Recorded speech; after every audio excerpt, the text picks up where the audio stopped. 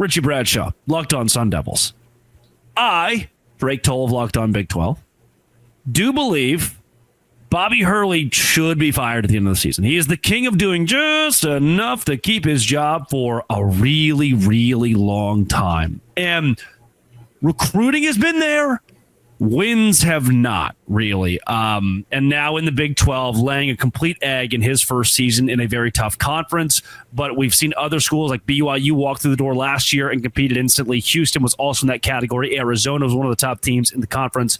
Arizona State has not gotten it done. To me, it's time. I agree. The recruiting is insane, what he's been able to do.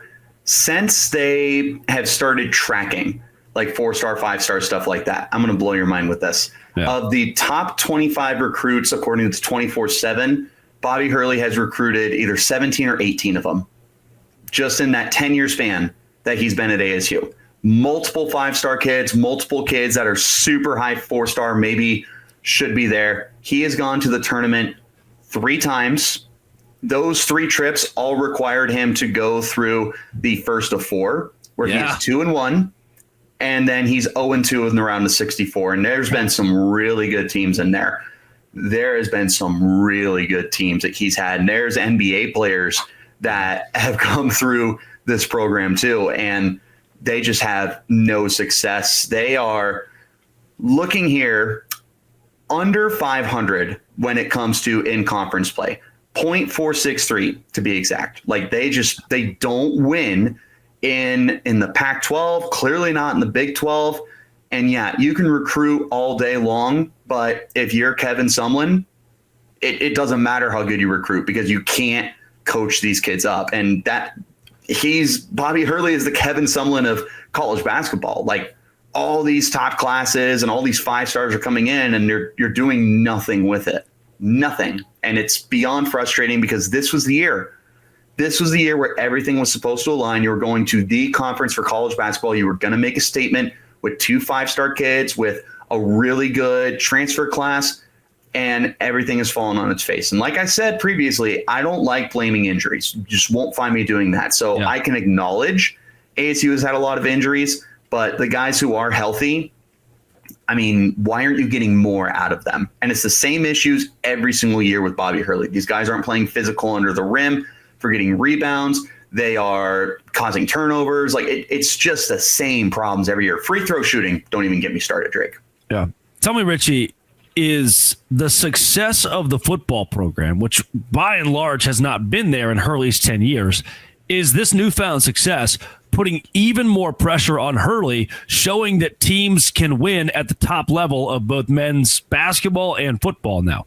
Yeah, I think it definitely is. And the moment that our new athletic director, Graham Rossini, came in last year to replace Ray Anderson, which that was about 10 years We all love Ray Anderson, by the way, here in the Big 12. Ray Anderson, who is never going to Morgantown, doesn't have to now. That was one of the craziest comments I've ever seen. And he's had a lot. He fights with fans in the stands. Like, that's just who he is. But Graham Rossini comes in, and you start to see an uptick in the NIL. You start to see an uptick in fans and former alumni that are interested in participating, not just with the money side of things, but going to the spring ball game or just attending games in general and going to events and everything like that. Like, everything is starting to grow and whatnot. And what ASU football just showed is, we don't need 5-star kids to have success. We need coaching, we need culture, and we need guys who want to be here. And that resulted in an 11-win season, the first one ASU has had in this millennium, and one of the best teams that they've had, period. So then you look at the basketball team, and it's like, well, what's wrong here? Because we are recruiting at a rate that is significantly higher than ASU football is.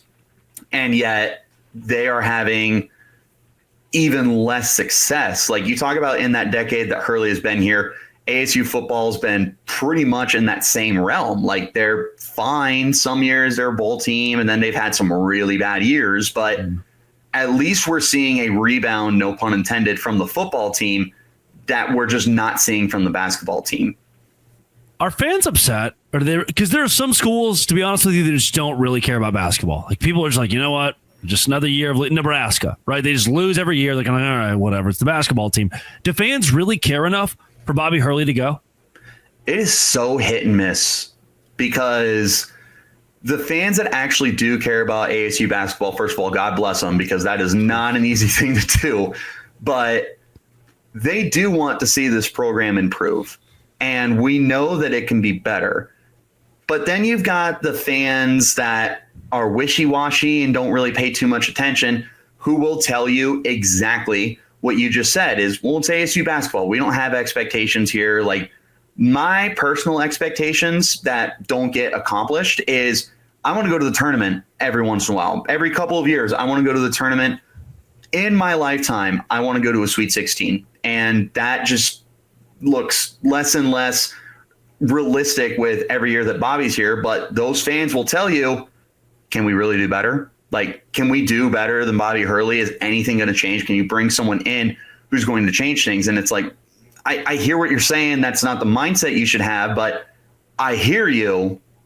It's they just have to make that change, especially with a new athletic director who is focused on building everything up, like baseball, which ASU has historically been one of the better baseball programs in college baseball. Like, they're trying to rebuild that. And women's volleyball took off this year. The wrestling team has always been strong.